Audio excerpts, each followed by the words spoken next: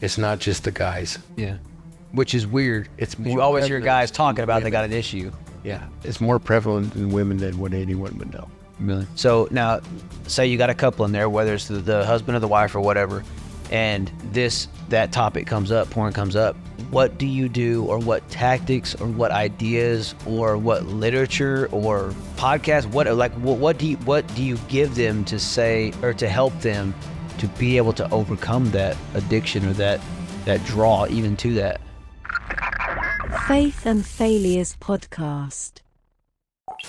What are some often issues that you see in marriages that often go overlooked, that maybe should be more magnified than they are, but they're oftentimes overlooked?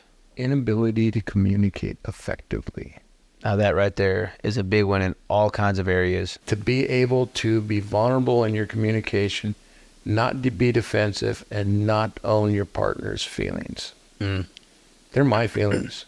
You didn't cause them. You didn't. It's mine. And the other one is this. Let's see if I can do this. I'm a crybaby at times. The negative effect that pornography has on a marriage before the marriage has even happened. Yeah. I mean, it's just, back when I was growing up, you had to be brave enough to walk into the bus stop and ask that old lady for a magazine. Yeah, it was an actual paper thing. You hide it under a mattress. I lived in a town where my dad said, I want you to know if you pass gas, I want to know it before you do. And it was about that small. So you know, yeah. That's funny. But now it's everywhere. Yeah. And you bring that in your relationship, and I'm going to go there. Sexual sin is such a stronghold on a marriage that it destroys everything. Yeah. Sex is the greatest thing God ever designed. Amen. But it's between two people. Yeah. You know, I had a pastor tell me once, we were at a pastor's convention. I used to be a pastor. I think I told you that. Mm-hmm. So we were at a pastor's convention once, and it's a big pastor, big name pastor. He said, you know what, pastors?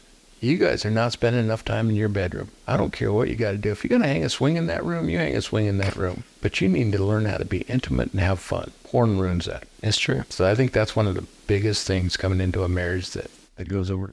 So how often does that play a huge factor in the counseling that you've, probably more than anybody wants to admit? More than anyone wants. And here's the thing. It's not just the guys. Yeah.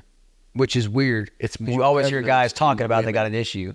Yeah. It's more prevalent in women than what anyone would know. Really? So now, say you got a couple in there, whether it's the husband or the wife or whatever, and that topic comes up, porn comes up. What do you do, or what tactics, or what ideas, or what literature, or podcasts? What do you give them to say, or to help them to be able to overcome that addiction, or that draw even to that? So there's a few things. Number one is you gotta give it to God. Yeah.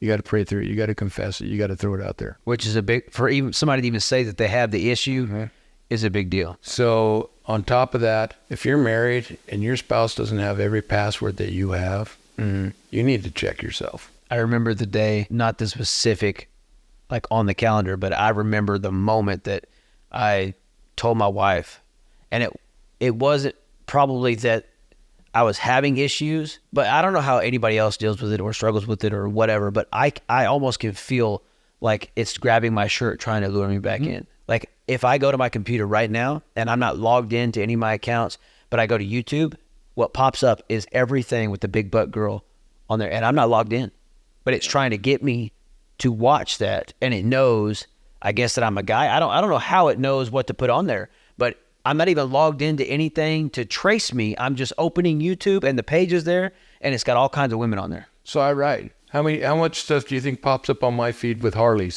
Davidsons? It's like, You know, I try to look at bikes, and I spend more time hitting unfollow or delete or show less, whatever. Yeah, not interested. So if you give all the passwords, okay? If you can manage for your wife to be your accountability partner, that's great. Yeah. But the hard part about that is the fact that your wife's got to be able to hold you accountable without shaming you. Yeah. And if not, then and I forget what it is. There's a couple programs you can put on your phone. Coveted Eyes. Coveted Eyes is one of them. Yeah. That you can do. What helped me was my oldest son struggled, and I didn't confess. I got caught because my wife was ripping my son a new one. and it wasn't him. Oh, crap. So he confessed, and then I had to confess because, and at that point we said, okay, we're accountability to each other. And he was probably 16 at the time, and he could walk up and say, Dad, give me your phone. The other rule we have is we don't erase browser history. When you got to erase browser history, then you're hiding something. Yeah, that's a big one. Yeah, I gave all my, like, even the company, Instagram, Twitter, Facebook, emails.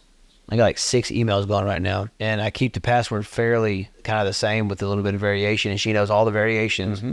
So, and too, because if I ever die, she needs that information too. The thing. You're, in marriage, you're one unit. Yeah. You know, so why are you hiding stuff? Well, and I've got some friends that they have told me that they have that struggle, which most guys do because it's about sight. Like, we get turned on by what we see. If it looks good, it gets us going. And it doesn't have anything to do with who the woman is. No.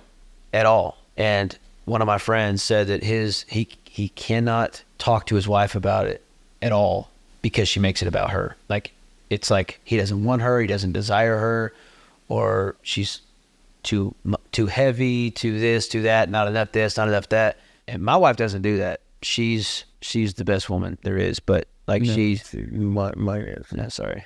Nope. So, like, for example, we were in Tyler. We were going to the mall. It was summertime. It was a few years ago. I'm driving. I'm turning left, and I feel this little hand on my shoulder. She was like, "I'm sorry, baby." I'm like, "What?" She's like, that girl's over there with the butt cheeks hanging out of her shorts. I didn't even see it, and she was saying she was sorry because I struggle. Mm-hmm. I'll never forget that. Like, that's who she is. So, 2 things. Number 1, I want you to look at it a different way. Sometimes when you're engaging in porn, and what you do when you engage in porn, is that a nice way to say it? Yeah. Okay. It's selfish. Yeah. Especially if you're married, because you don't want to take the time to engage in that with your wife, because you may have to, if you're really in a good relationship, sex is more about pleasing your partner than it is yourself. Yeah. It should be. So it should be, yeah. So it's selfish not to take the time to enjoy that with your wife the way it's meant to be. Yeah. Okay. The other thing is, what I do is I tell Lori, we were in Walmart the other day, and there's a girl that was walking through there, and I was like, Lori, look at her. And she's like, or look. Oh, man. And she had those shorts on that, it's like you couldn't put nothing in the pocket because the pocket was cut out. And Lori was like, oh, man. You know, and then it was like, okay, let's turn down a different aisle. You know, because honestly, God made women the best gift in the world for a man. And of course, you know what Satan did? He took and corrupted it. Yeah. So if you struggle, you got to be open. Yeah. You got to be open with, there's nothing wrong with acknowledging that a girl is pretty or looks good. What's wrong is when it turns to a lustful desire or a gawk or something like that. Yeah. I heard a guy say one time, he said, how to help yourself not lust. He said, first of all, the first look is free. 5 seconds. Something catches your eye, you see it, something caught your eye. But when you linger or you stare or you let it penetrate your mind, he said, get that first look and bounce right on. Well, I've got a friend that says if it's longer than 5 minutes, it's not a look anymore. 5 minutes? Oh, 5 seconds. No, 5 seconds. I'm sorry. That boy's got some grace. Yeah. It's longer than 5 seconds. It's not. If it's longer than 15 minutes, you probably need it. Oh, that's good. That's good. Faith and Failures Podcast.